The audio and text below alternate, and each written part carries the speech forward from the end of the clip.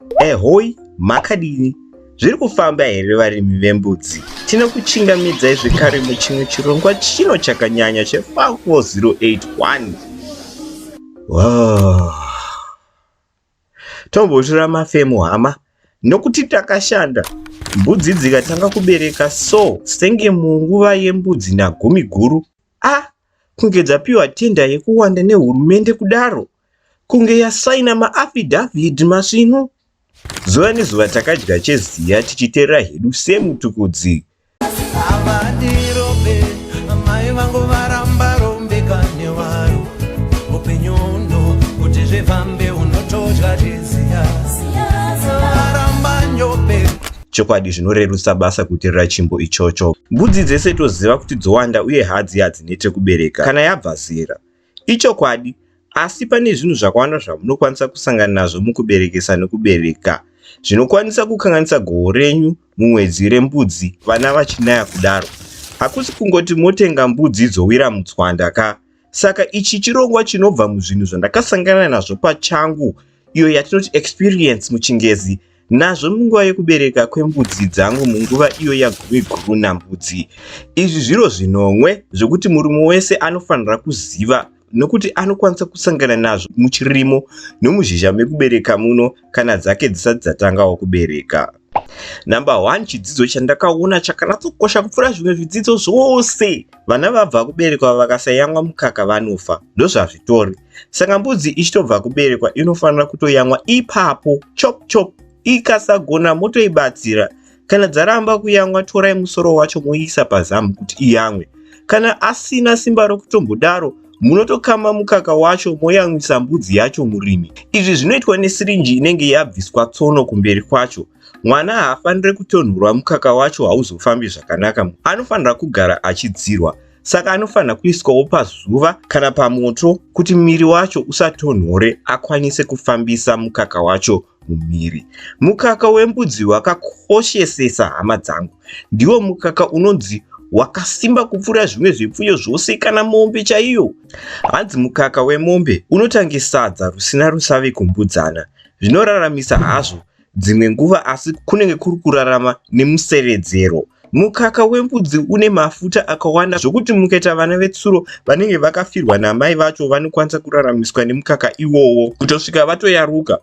Mukaka wembudzi une simba raMsamson kana kuti raPopai rechikatuni chiya paanodya spinach pai.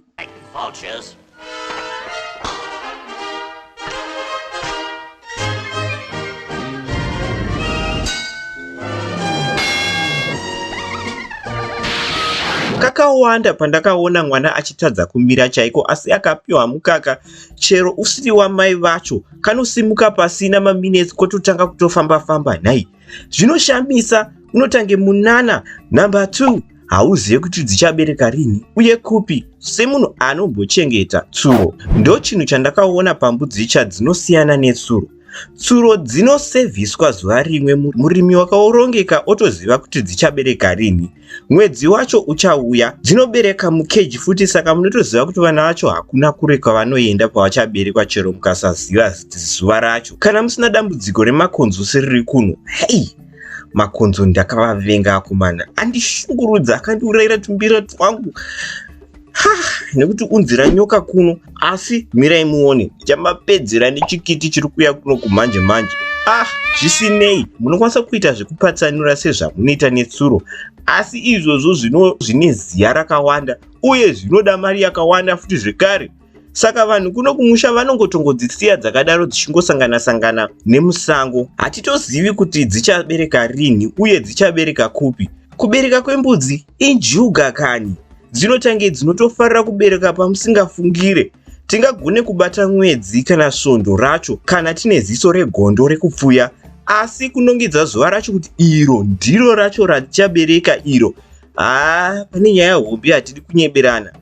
Pamwe kune varimi vanogona kubayirira zuva racho richabereka zvipfuyo zvavo. Zvavo vane tunhu twavo. Mbudzi dzinobereka kwapfuura mwedzi 5. Matokanganwa 5 months. Tinosiya mbudzi dzichigara dzose uye dzichipinda musango kuzosangana nedzimwe musango imomo. Saka utombozive kuti dzasangana nemukono wakaita sei uye kupi uye zuva racho ripi. nguvai kuti izoita zamu. Ndosaka vanhu vazhinji vachingoti mbudzi ine zamu chero vasina kumboiona ine mukono uye dumbu racho risiri kutomborakidza kuti rakura. Chokwadi pese paunotoenda kunobvunza vanhu kumusha kuti ndikutenga mbudzi munguva yechirimo kana chando, vese vanenge vachingoti ine zamu, ine zamu, ine zamu, asi kakawanda kacho chinenge chiri chokwadi. Unotozoshamisika waona yabereka muna mbudzi wona kuti zveshuwa saka vaitaura chokwadi vanga singangode mari yangu. Sezvo musingazive kuti yakapiwa mukono rini uye ichazobereka zuva ripi, painobereka pacho haisi damba refu sezvinoita vanhu.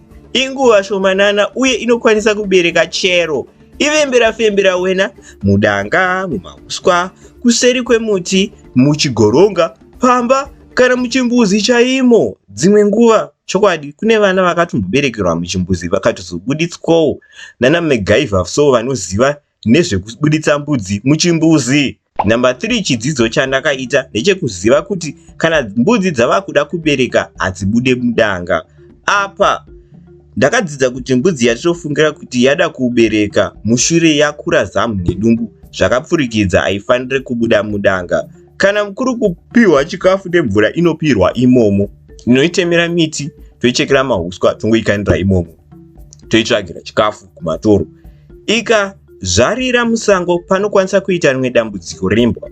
Hongu, sezvo vana vanenge vakazara ropa pavabva kuzvarwa, imbwa dzenyu chaidzo dzinokwanisa kunyangira kuvaita kanyama. Senge imbwa yangu ini Kuli yagara inomhanya mishini imbwa iyoyo dzimwe nguva, saka handitombovimbe nayo kana mbudzi dzangu dzichibereka. Saka sezviringoita imbwa nembudzi, iyo imbwa inenge pamwe dodotaimira nyama ipapo, which is bad. That's why kazhinji kacho mbudzi prefer kuti dziberekere mupaddock kana kuti muchimba where they are monitored. Dzimwe dzacho hadzizoita hadzogona kudhifenda vana vadzo.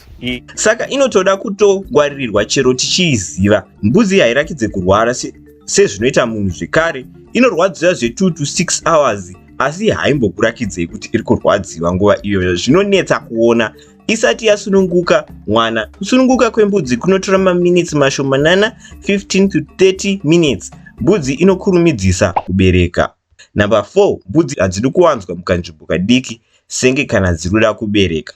Chokutanga ndechokuti zvimba zvakakosha senge kukura kwazvona. Mbudzi dzikawandisa muchimba chidiki dzinokwanisa kuita dambudziko rekusikirirana, kudhumana nokurwa imomo. Senge vana vacho vabva kuzvarwa vanokwanisa kukaviwa senge kana dzichitungana mudanga. Kune vana vakatozozvifira izvi. Munofanira kuita iya inonzi forward thinking muchingezi, kuti danga renyu rakakura haro izvizvi rizere nehadzi, asi hadzi idzi dzikazobereka dzose rinenge richiri rakakura here? I-question mark yakakosha iyoyo kuti ngepaubatavire. Isu takatozopedzisira tatamisa dzaibereka dzacho kuzumbure maroadrunner. Namba 5, garai makagadzira kusangana nechero kana kurasikirwa nevana kana vabva kuberekwa. Zvinonzi mbudzi ikanyanyotya inobereka nguva yayo isati yasvika. Izvo ndo zvakaitika kuimwe mbudzi yangu. Mwana wacho takazongomuona mangwana acho Maxine akafa mubani. Kwangu nechimwe chidhakwa changa chatanga moto mubani, iyo yobva yamhanyiswa nemoto yobva yapedzisira yabereka isingatarisire. Zvinosota hazvo asi zvimwe zvinhu zvaunotosangana nazvo. Kana mbudzi yaibva ine dumbu hombe rikazongodzikira senge kana ine ropa kumashure kwayo, zvinoreva kuti yabereka chero mwana wacho musiri kumuona. Zoreva kuti musango imomo zuva iroro inokwanisa yabereka, mwana akafa kana kuti aberekwa bva adyiwa nembwa. Havasi vose vana vanozvarwa vari vapenyu. Vamwe vanosvodzwa. Kurasikirwa kunowanika senge kada danga renyu rakakura, asi munokwanisa kuzvinzvenga zvimwe zvacho mukanatsoteerera nhoroondo yemuchirongwa chino sezvamuri kuita izvezvi. Ndosaka tichikurudzira kuti dzinenge dzisina svondo chairo rekubereka hadzifaniri kubuda mupaddock kana mudanga chaimo, uye vachiongororwa sezvinongoitwa vana vabva kuzvarwa muchipatara. Kune matambudziko ekuyamwisa, dzimwe nguva zvinombonetsa. Garai nesirinji kuzoitira kana dzaramwa. Ndoziva hangu kamajairo aka vanhu vanopedza gore vasati vakutombokambaira zvachose. Vana vembudzi vakasiyana nevanhu vanotora nguva yavo. Mbudzana inotarisirwa kufamba mumaawa 2 asati apfuura.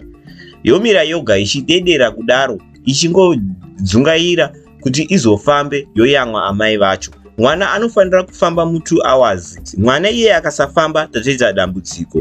Zuva rinofanira kunyura mwana akugona kumira nokufamba. Mbudzana hadzina chokumiririra, dzinofamba nendima kumberi. Mafambiro edu kupiko mazigana ndivo mafambiro achona. Chimwe chakakosha ndechekuti mwana paanoberekwa anofanira kunanzva mvere kusvika aoma namai vacho. Amai vacho vakasazviita izvi, mwana anotadza kufema obva afa. Zvakangofanana nezvekuti nhiyo inochochonywa ikatadza kubuda yoga muzai, hakuna kwaichaenda chero mukaibatsira. Number 7. Zvinoda kushingirira. Mbudzi dzine lebha asi munosimba miri nazvo. Vabereki vanyowani vanokwanisa kusanganisa vana kumbudzi. Vamwe vabereki vanototadza kutoziva vana vavo. Ini ndakatomboitawo zvekutomhanyisa mumwe nebani rose uye mbudzi yacho ichimhanya hama dzangu ichitiza mwana wayo nhai. Vose vanhu vanofudza mombe vanotokuudza kuti kufudza mbudzi ava makata, zvitori nani kufudza mombe. Ichocho ichokwadi, mbudzi dzinonetsa kufudza. Dzinoti kumhanya, kunzvenga, kujamba, pakaipa kani. Kana mwana akaberekwa, dzimwe nguva amai vanokwanisa kuramba kuyamwisa, kuramba vana vadzo chaiko chaiko. Vamwe vana vanoramba kuyamwawo, vamwe vana vanotadza kuona kune minyatso yachona sezvakamboita kamwe kaitaiva nako so kakazofa kaitange kabofu. Mr. Magoo chaiwo. Dzimwe nguva mbudzi inokava mwana wacho anenge achida kuyamwa. Kazhinji kacho zvinoreva kuti pamwe haisi kunzwisisa kuti abereka kana kuti iri kurwadziwa nemunyatso. Kuzvarwa, dzimwe dzozvarwa dzine simba rishoma dzichitadza kusimuka. Dzimwe dzinosvodza dzinokwanisa kuzvara vasina simba nemhaka yezvimwe zvinhu zvamusingakwanise kugadzirisa kana zvamusingakwanise kuchinja, sekudya kwakanaka, magenetics, inbreeding. Zvimwe nguva dzinongotongozvarwa ikasafamba munguva iyoyo ye2 hours yatambotaura, zvinokwanisa kuratidza kuti mwana iye haana kusimba uye anoda kubatsirwa kana kuti hakuna kwaachasvika. Kwakaita mbudzana dzakararama, dzimwe dzikafa nezvimwe zvakasiyana siyana. Haisingori nyaya yekuti motenga mbudzi moona dzichiwanda kunge jecha muchingodziyeva zvenyu. Iyo tori hondo chaiyo chaiyo kuti muzoona dzese dzararama. Ndo zvatinofungawo kana usati wasvika paground sezvatinotaura muchingezi. Asi aiwa kwete hazvidaro. Kunoshandwa kuno uye panoda kufunga nekukurumidza. Iyo inonzi thinking on your feet in high stakes situations. Tava kunyebedzera kunge takadzidza ka. Nokuti mwana paanosvika hapana nguva yakawanda yekufunga kuti muzvigadzirise. Tinotenda nekuona kwamaita nekuona chirongwa chedu chino cheFarm 4081 chanhasi. Kana muchida kudzidza zvimwe zvekurima zvakajeka kupfuura izvi, tinokurudzira kuti mupinde magroup edu matatu ayo anoita Huku 4081 rehuku, Mbudzi 4081 rembudzi, kana Doe's Cave Rabbitry retsuro kana muchipfuya tsuro. Umu ndoma munowana mukana wekudzidza kutaura nedzimwe nyanzvi nevadzidzi vekurima vakaita semi, pamwe chete nekuwana market network yezvipfuyo kana zvirimwa zvenyu. Munongobata nhamba dzedu idzi dzinoita 0712 150 174 kana kuti 0782 207 671. Tokuonai ikoko, murimi munhu hama, kusvikira patichazoonana zvekare muchimwe chirongwa. Musare murugare.